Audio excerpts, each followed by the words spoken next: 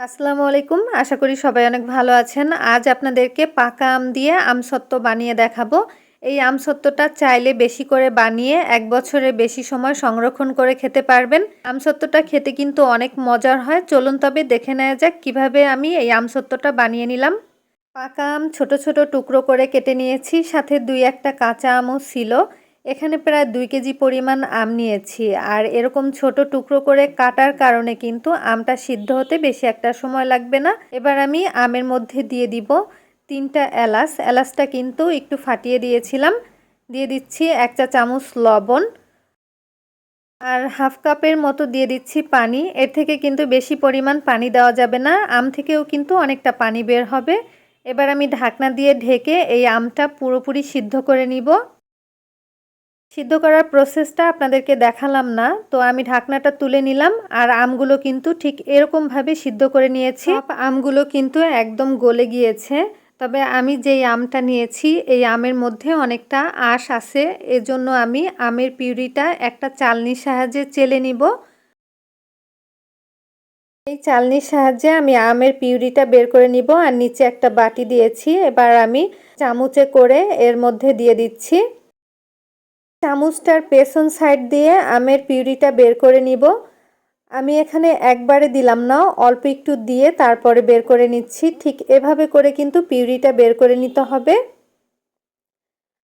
দেখুন অনেকটা কিন্তু আঁশ বের হয়েছে, এই আঁশটা আমি ফেলে দিব। সব আমের পিউরিটা বের করে নিয়েছি, এবার আমি চুলায় বসিয়ে দিলাম। আর এখন আমি এর মধ্যে দিয়ে দিব মেজারমেন্ট কাপের ১ কাপ পরিমাণ চিনি।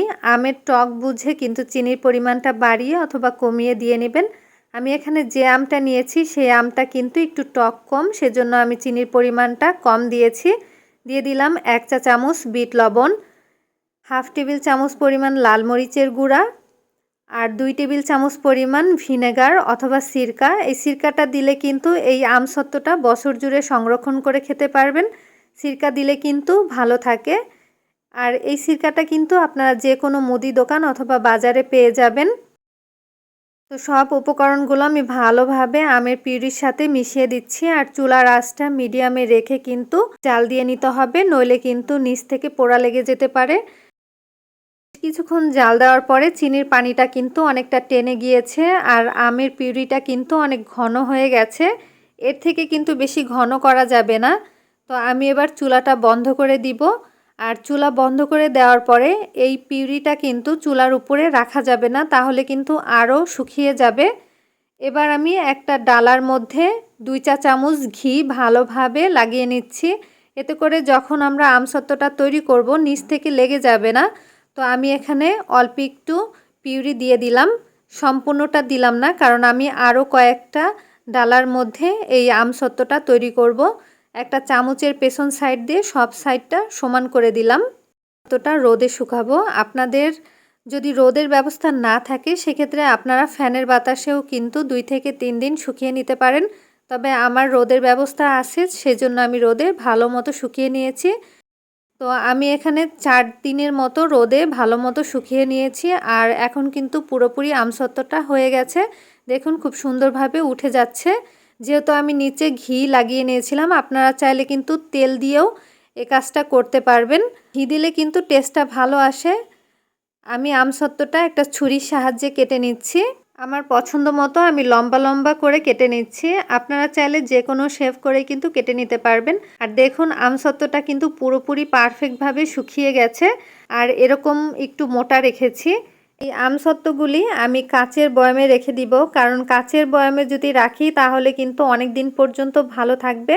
আর আপনারা চাইলে কিন্তু ফ্রিজের নর্মাল সাইডেও এই আমসত্ত্বটা রেখে বছর জুড়ে সংরক্ষণ করে খেতে পারেন। আমি এই আমসত্ত্বটা বিট লবণ দিয়ে খাবো, কারণ বিট লবণ আমার কাছে অনেক ভালো লাগে। আমসত্ত্বতে বিট লবণ দিয়ে খেলে কিন্তু এর টেস্টটা আর একটু বেড়ে যায়। আপনারা যারা বিট লবণ খেতে পছন্দ করেন তারা চাইলে কিন্তু এই আমসত্ত্বটা বিট লবণ দিয়ে খেতে পারেন, অনেক ভালো লাগবে। আপনাদেরকে যেভাবে দেখালাম সেভাবে যদি আপনারাও বাসায় তৈরি করেন তাহলে আপনাদের আমসত্ত্বটাও কিন্তু পারফেক্ট হবে।